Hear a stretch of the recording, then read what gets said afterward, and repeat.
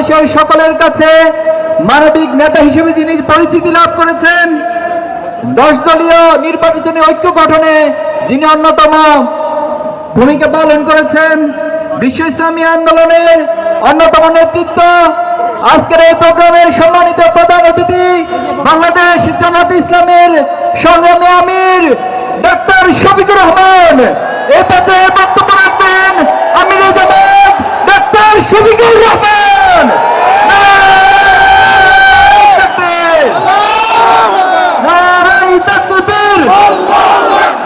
বাংলাদেশ জামাত ইসলামী দিল্লি না ঢাকা,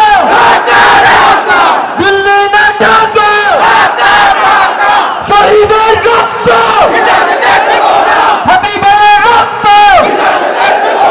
আবু সাইদ